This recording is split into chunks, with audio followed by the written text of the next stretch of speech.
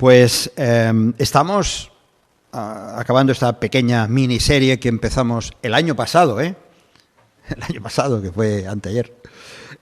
Caminos para la liberación. Una pequeña miniserie de cuatro temas. Y vamos a ir al cuarto, y con esto pues acabamos esta pequeña miniserie. En esta ocasión vamos a ir al libro de Oseas. Libro de Oseas, el profeta Oseas. Vamos a tener una lectura, pero antes recordar algunas cositas. Dios realmente nos abre caminos de liberación en medio muchas veces de la desesperación, en medio de la tristeza, incluso en medio de la depresión. Y sobre todo de la depresión espiritual, porque el Señor es fiel. David, que fue el primer tema que tratamos, David supo esperar en el Señor, confrontar su abatimiento y volver a gozar de la alegría. ¿Por qué? Porque él sabía que Dios para él era su roca y su gozo. Vimos también cómo Dios trabajó con Moisés antes de iniciar el liderazgo y la liberación del pueblo de Israel, de Egipto, cómo Dios trabajó en él y experimentó Moisés la providencia, pero también la protección de Dios en el desierto. Y tantas veces nosotros también podemos dar testimonio de que así ha sido. El Señor nos ha guardado, nos ha protegido, su providencia ha estado permanentemente a nuestro lado. El último día estuvimos viendo algo del profeta Elías. Después de su éxito frente a los falsos sacerdotes, donde demostró que Dios está por encima de cualquier acción pagana e idolátrica, Elías experimentó el miedo, experimentó la depresión, hasta que Dios lo sacó de aquella cueva. ¿Os acordáis un poquito la historia? Lo sacó de aquella cueva en el Monte Santo para revelarle su amor permanente. Así que hay tantísimos ejemplos, hombres y mujeres, que experimentamos continuamente, y ahí nos incluimos también nosotros, experimentamos continuamente la misericordia del Señor. Y la experimentamos en medio de las más increíbles pruebas que podamos tener.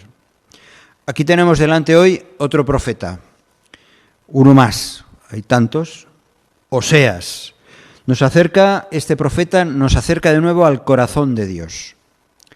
Decía el poeta y filósofo hindú, Rabindranath Tagore, no sé si os suena, el filósofo hindú Tagore, decía: no llores, la frase a lo mejor sí que la conoces, no llores por haber perdido el sol, porque las lágrimas no te dejarán ver las estrellas. Y muchas veces las lágrimas por el sufrimiento, que lo tenemos, cualquiera de nosotros, en muchas áreas de nuestra vida, esas lágrimas por el sufrimiento temporal no dejan que la luz de Dios, ese Dios amoroso, ese Dios cuidadoso y fiel, no dejamos que brille intensamente en nuestros propios problemas. Bueno, un caso lo tenemos, otro más, en el caso de Oseas. Vamos a leer solamente 4 versículos del capítulo 11. Los voy a leer yo y luego os voy a pedir a algunos miembros de aquí, de la comunidad, de la Iglesia, en otros pasajes que tendremos, os voy a pedir vuestra colaboración. Ahora voy a leer yo solamente estos 4 versículos, capítulo 11, versículos del 1 al 4. Dice así: Cuando Israel era muchacho, yo lo amé, y de Egipto llamé a mi hijo. Cuanto más yo los amaba, tanto más se alejaban de mí. A los Baales sacrificaban y a los ídolos ofrecían sahumerios. Yo con todo eso enseñaba a andar al mismo Efraín, tomándole de los brazos, y no conoció que yo le cuidaba. Con cuerdas humanas los atraje, con cuerdas de amor, y fui para ellos como los que alzan el yugo de sobre su cerviz, y puse delante de ellos la comida. Antes nuestro hermano Joan ha estado acompañándonos o dirigiéndonos en un par de canciones que hablan acerca del amor. Y realmente este libro de Oseas es un libro que habla de amor y de desamor, de fidelidad y de infidelidad, pero sobre todo del amor de Dios. Vamos a ver algunas cosas, pues, de este profeta.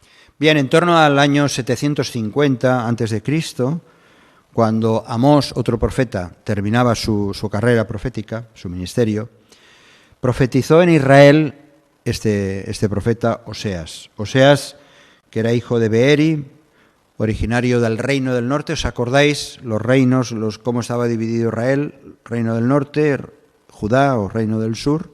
Bien, pues él estaba en el reino del norte. Él fue testigo de los mismos males que vio Amós en Israel: injusticia social, idolatría, olvido de Dios, una falsa seguridad religiosa. Todo eso lo experimentó también no solo Amós, sino también Oseas.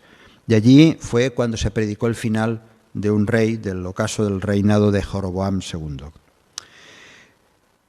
No vamos a leer ni a meditar en todo el libro de Oseas, pero en los 3 primeros capítulos del libro se describe, quizá por eso es tan conocido Oseas, se describe el drama familiar, personal, vivido por Oseas, con la infidelidad de Gomer, su esposa.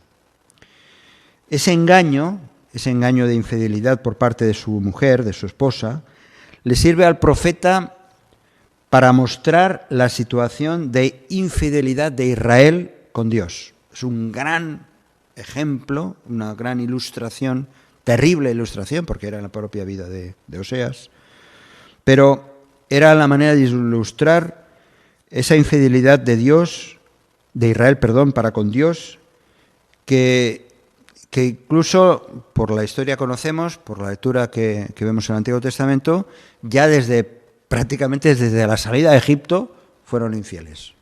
Y por eso, en esta lectura que hemos hecho, ya hace referencia, dice: de Egipto llamé a mi hijo. Y ya desde entonces leemos en Génesis, en Éxodo, leemos esa infidelidad. Dios es el esposo fiel e Israel es la esposa que lo abandona para irse con otros baales o dioses, con otros gobiernos. No quieren estar bajo el gobierno de Dios, sino que bajo el gobierno de otros imperios como el asirio o el Egipto. Están desconfiando de su Dios, del Dios único y verdadero, y de esa realidad espiritual que estaba ocurriendo entre Dios y el pueblo de Israel. Hay algo que nos llama mucho la atención, y es esta familia, la familia de Oseas con su mujer Gomer. Fijaos, tuvieron de este matrimonio tan complicado de Oseas y Gomer, nacieron 3 hijos, 2 niños y una niña, a quienes les puso unos nombres simbólicos para mostrar realmente el rechazo de la infidelidad de Israel. Uno de ellos, Jezreel, puercas de Dios. Lo Ruama, que significa indigna de compasión. Y Loammi, no es mi pueblo. Qué 3 nombres más terribles, ¿no? Más dramáticos. No sé si a nuestros hijos nos atreviéramos a ponerles nombres así. Qué nombres más terribles. Desde luego cada uno de estos 3 evidenciaban una realidad espiritual. Evidenciaban 3 efectos tremendos del pecado de Israel. El primero, Jezreel, puercas de Dios, nos habla del cerdo. El cerdo era un animal impuro para los judíos. Revela la impureza. Allá donde hay pecado, hay impureza delante de Dios. Y Dios no puede aceptar la impureza. ¿Por qué? ¿Por qué Dios no puede? Porque Él es puro, Él es santo. Dios no puede aceptar la impureza. es sin pecado. El otro, lo ruamma, indigna de compasión. Esa falta de compasión hace que la ira de Dios recaiga irremediablemente sobre el pecado. Dios no quiere tener nada que ver con el pecado y quiere llamar la atención de ese pueblo que estaba yendo de espaldas a Dios. En tercer lugar, el tercer nombre, loammi, no es mi pueblo. Ese rechazo frontal de la identidad de ser nada menos que el pueblo de Dios. Vaya nombrecitos, ¿verdad? Vaya nombrecitos con toda la carga que eso significa. Pues exactamente es la misma situación en la que se encuentran el hombre y la mujer, nuestra sociedad, ahí donde estamos nosotros, actual. El pecado nos aparta de Dios, allá donde hay pecado Dios lo rechaza. Dice la palabra, que conocemos bien el texto de Romanos, que no hay justo ni aún uno, que no hay nadie que entienda, no hay nadie que busque a Dios. Dice en Romanos capítulo 3, versículos, hay todo el pasaje del 9 al 20. Eso nos lleva a una posición, esa posición de pecado, a una posición alejada de Dios y a una muerte eterna. También la justicia de Dios nos declara culpables y nos dice que la paga del pecado es muerte. Romanos capítulo 5, versículos del 12 al 14. Así que nosotros, aquellos que un día creímos en Cristo, estábamos sin fe y sin esperanza. Y además sin formar parte del pueblo de Dios. Y además sin pertenecer a la generación de redimidos que alababan al Cordero Divino en los cielos. Pero desde el momento que uno ha creído, desde el momento que ha reconocido todo eso, bueno, las bendiciones son tremendas. Todas las bendiciones son tremendas. Y esta es la realidad personal, individual, pero también la necesidad que existe en este mundo. Y mientras no tengamos esa visión clara en nuestra mente, andaremos errantes como cristianos si no tenemos esa visión, lo que fue nuestra realidad y lo que está siendo la realidad de lo que nos rodea. Estaremos como desorientados, estaremos como en el desierto, sufriendo nuestras propias miserias y tristezas. El libro de Oseas, bueno, nos refleja cómo estaba viviendo. Hay muchos aspectos. La vida religiosa del reino estaba contaminada por el baalismo, por el seguir a los baales, a los dioses. Sabéis que esperaban que Baal fecundara el suelo, era el dios de la tierra, y para ello pues adoptaban muchos rituales, de esto hemos comentado otras veces, rituales de los cananeos, como la prostitución sagrada y ritos de fertilidad. Y curiosamente los israelitas le atribuían al Señor atributos de los Baales, los israelitas se lo atribuían al propio Señor. Así que había una moral realmente divorciada, separada de la verdadera religión, de la verdadera fe, del verdadero Dios. Solo se preocupaban de hacer ofrendas, ceremonias pomposas con las que creían contentar a Dios, mientras que lo que Dios quería era que se convirtieran y siguieran sus caminos. Eso Dios es lo único que estaba pidiendo a su pueblo. Es decir, que hubiera una conversión, que hubiera una práctica de justicia y de vivir vidas santas. Dios es lo que quería y lo que está reflejando a lo largo del libro. Hay un divorcio entre lo que piensan, lo que pensaban los israelitas y lo que practicaban. Tenían en cuenta a Dios, pero sus prácticas estaban lejos de Dios. Y es que ese divorcio sigue existiendo muchas veces en las vidas de muchas personas. Por un lado, creen en Dios, ¿no? ¿Verdad? Creen en aspectos de Dios, pero por otro lado viven totalmente alejados, no practican, todo lo contrario, lo que practican no tiene nada que ver con los planes de Dios. Ahora, ¿por qué una persona tiene todavía, a pesar de no tener en cuenta a Dios o de no conocer a Dios, por qué todavía lo tiene más o menos presente? Quizá, como el texto de Eclesiastés, capítulo 3, 11, dice que Dios puso eternidad en el corazón del hombre sin que éste alcance a entender, sin que el hombre alcance a entender la obra que ha hecho Dios desde el principio hasta el fin. Es decir, y es verdad, una parte muy importante de las personas que conocemos tienen un cierto respeto a lo religioso, tienen un cierto temor de Dios, en el fondo reconocen la existencia de un ser superior. Ahora está de moda, ya sabéis que lo mencionamos, ahora está de moda hablar del universo, ¿verdad? Del universo. Porque Dios de alguna manera está presente en el corazón de todo ser humano. Sin embargo, el no conocer a Dios les lleva a llevar eso, y valga la redundancia, una vida separada de Dios. ¿Cuál es el mensaje de Oseas? Vamos allá. Nosotros podemos unirnos al mensaje profético de Oseas, que tiene una visión clara de la infidelidad del ser humano hacia su creador y sustentador. Denuncia, por un lado, pido ahora sí que vuestra colaboración, la lectura en capítulo 4, versículos del 1 al 2. A ver, ¿quién lo lee?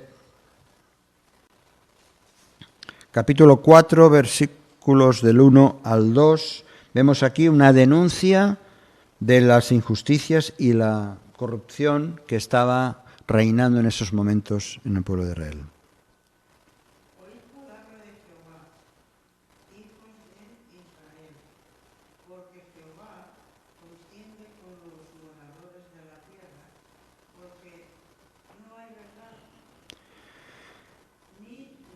Sí, vas bien. Uh-huh.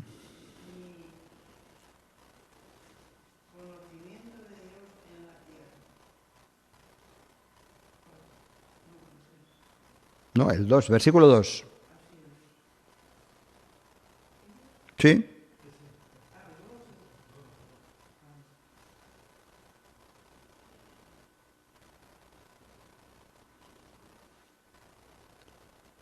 Encarna.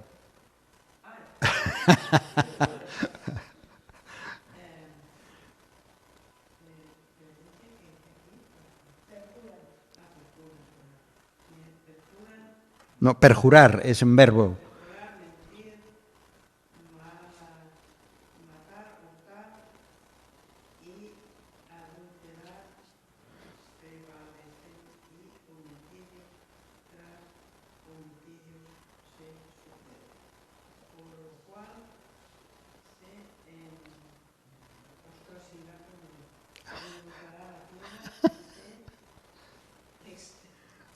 Bueno, pues dejamos, descansa, Encarna.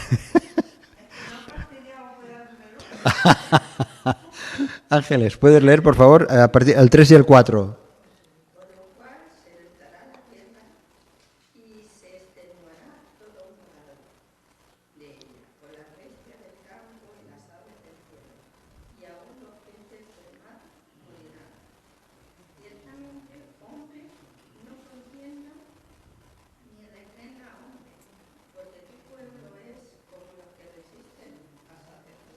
Sí, fijaos, lo que está ocurriendo. Denuncian todas estas corrupción que hay. Perjurar, mentir, matar, hurtar y adulterar prevalecen. Y homicidio tras homicidio se suceden. Está denunciando el profeta Isaías cosas que están ocurriendo. Capítulo 6, versículos del 4 al 6. ¿Quién lo lee ahora? Sí. ¿Carlas, tú? Capítulo 6, versículos del 4 al 6.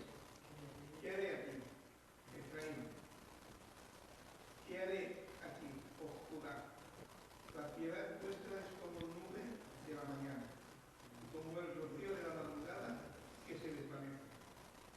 Por esta causa los corté por medio de los profetas, con las palabras de mi voz, los maté. Y tus juicios serán como luz que sale, porque misericordia quiero y no sacrificio, y conocimiento de Dios más que holocausto.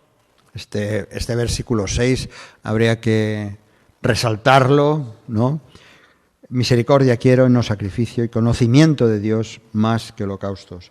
Denuncia Oseas aquí esa superficialidad, esa falsedad de un culto que realmente no se está viviendo, sino que solamente eran prácticas. Hay una condena durísima hacia la idolatría que tiene también dos vertientes, esa condena que se hace. Una es la cultural, es decir, la del culto, y otra es incluso la política. Lo leemos, por ejemplo, volvemos al capítulo 4, versículos del 12 y 13. 12 y 13. ¿Alguien quiere otra persona? Félix, ¿lo puedes leer?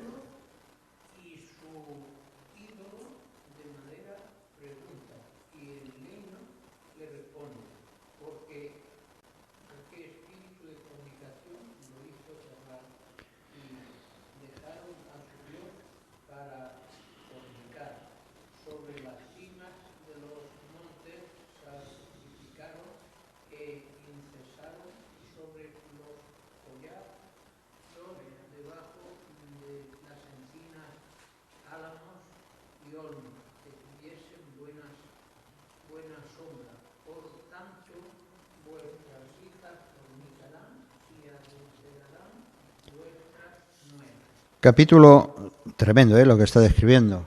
Capítulo 7, versículo 14. Estamos solamente seleccionando algunos, si no sería cuestión de leerlo todo. ¿Quién lo lee ahora? Y no claman a mí por su corazón, cuando aúllan sobre sus almohadillas, sino que se congregan para el trigo y el mosto, y se rebelan contra mí. Una denuncia de lo que está ocurriendo, alejados con una idolatría impresionante. Capítulo 9, versículo 1. 9:1. Oh, pueblo de Israel, no te alejes como lo hacen otras naciones, pues has sido infiel a tu Dios, allegándote como una prostituta y rindiendo culto a otros dioses en cada campo de trillares. Se va repitiendo a lo largo, sí, es otra versión, pero se va repitiendo estos textos, y hay muchos más dentro de Oseas, y no solamente, y cómo interpreta Dios esa infidelidad de parte del pueblo de Israel. Lo trata como lo que están haciendo, como una auténtica, adorando a otros dioses. Para Dios es como una auténtica fornicación, una infidelidad consumada. También la otra vertiente es la política. En esa época tan convulsionada, Israel busca la salvación fuera de Dios, en las alianzas con Egipto y con Asiria, dos grandes potencias de la época, del momento, que ante Israel aparecen como nuevos dioses ajenos, como salvadores de su situación. Israel se va tras ellos olvidando al Señor. Nos parece todo esto increíble, ¿no? Estamos hablando de, claro, nos pilla tan lejos, 750 años antes de Cristo, pues así estaba viviendo, y Oseas está denunciando cómo está viviendo el pueblo de Israel. Oseas, por lo tanto, no acepta el sincretismo. No sé si lo podéis percibir bien aquí, un poco.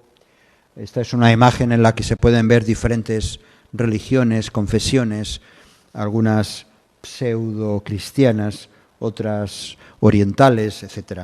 El sincretismo es cuando se une todo eso como si fuera en una misma batidora, y todo se mezcla.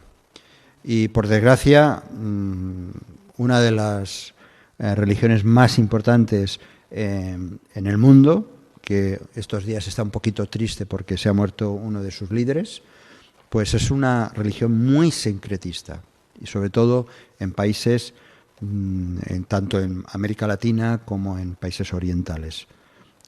Esa manera inconsistente de unir, confundir credos y confundir a la gente.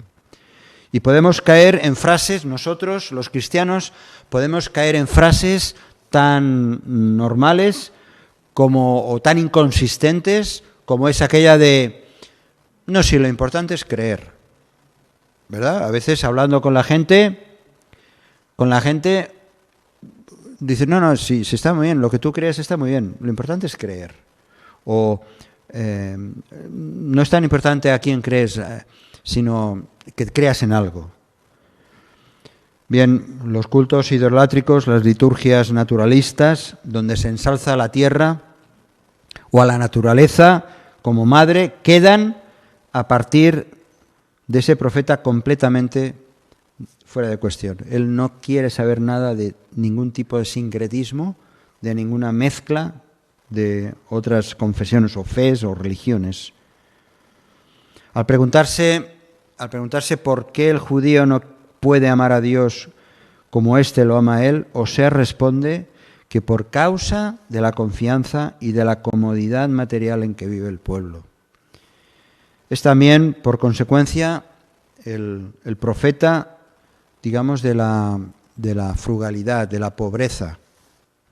Mientras Israel vagaba en el desierto, clamaba a Dios y le entregaba su corazón, Dios le estaba proveyendo y podía sentirse seguro, podía sentirse el pueblo de Israel alimentado, caliente, en su casa, pero de pronto empieza a adorar animales, figuras de animales, y cree que no necesita más del Señor. Pero Dios está dispuesto a obrar de una manera bien clara, bien definida, en contra de esas prácticas. Y en medio de todo esto, hablamos de caminos de liberación, y no vamos a durar más en esta exposición.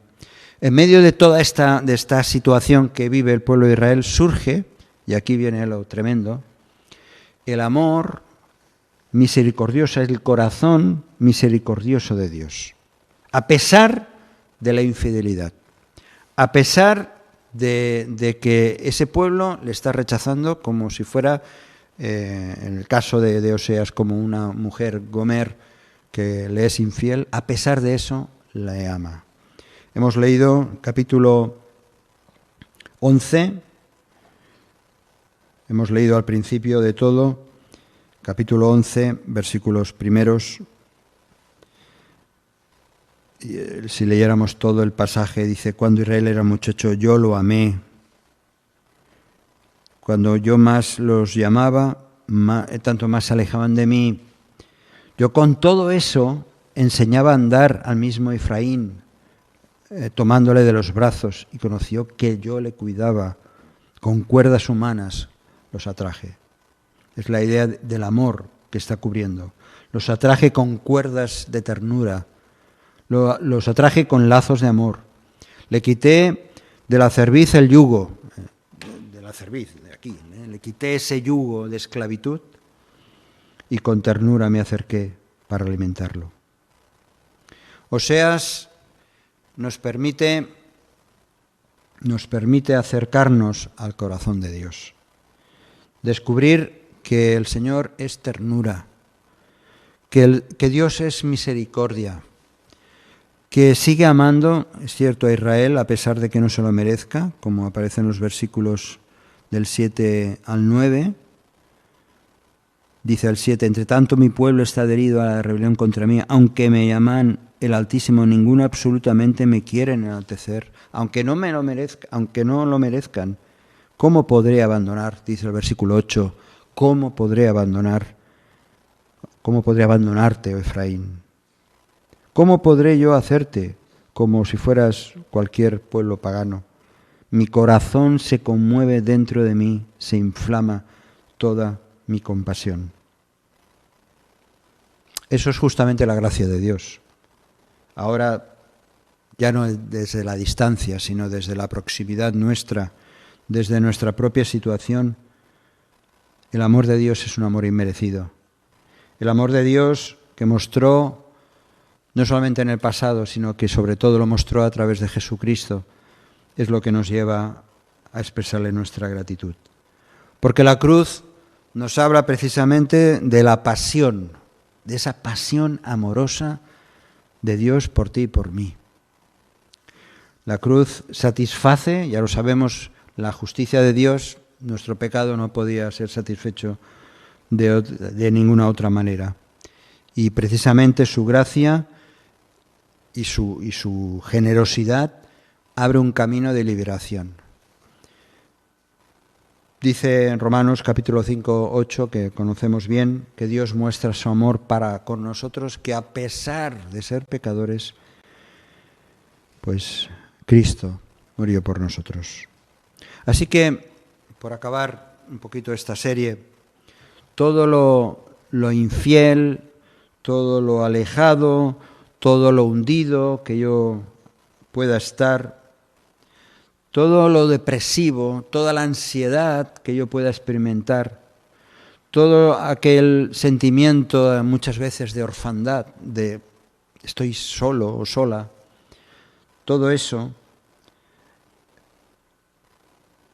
es un camino que queda abierto cuando reconocemos que Cristo no solo murió por esa condición en la que yo me puedo encontrar ahora, sino que quiere y puede librarme de todo eso. Así que es como un regalo. Les estaba diciendo esta mañana, teníamos, que luego lo comentaremos, pues un acto de despedida de los restos de nuestra querida hermana Rosa. Les decía al final de esa reflexión, les decía que, bueno, imagínate que te ha tocado la lotería de la primitiva, o cualquier lotería, ¿no? Y tú tienes el billete de ese número y en lugar de cobrarlo, coges y lo rompes. Dices, estás mal, ¿no? Estás loco, ¿no? Bueno, Dios nos da las soluciones, nos da los medios para experimentar caminos de liberación. Y muchas veces, en lugar de tomar esos caminos, pues preferimos ir por nuestra cuenta y rompemos el billete en lugar de disfrutar de la verdadera libertad. Pues que el Señor nos ayude a vivir continuamente en esa libertad, en esos caminos de liberación. Si este mensaje te ha bendecido o te ha ayudado en algo, puedes suscribirte a nuestro canal de YouTube. También conocerás nuestra comunidad, la Asamblea Bíblica del Camp de Tarragona, en Cambrils, España, a la que estás cordialmente invitada o invitado. También puedes seguirnos por las redes sociales. Los enlaces los encontrarás aquí abajo y podrás visitar nuestra página, así como conocer nuestros programas radiales y podcasts de Yum Radio. ¿Qué? ¿Te suscribes ya a nuestro canal?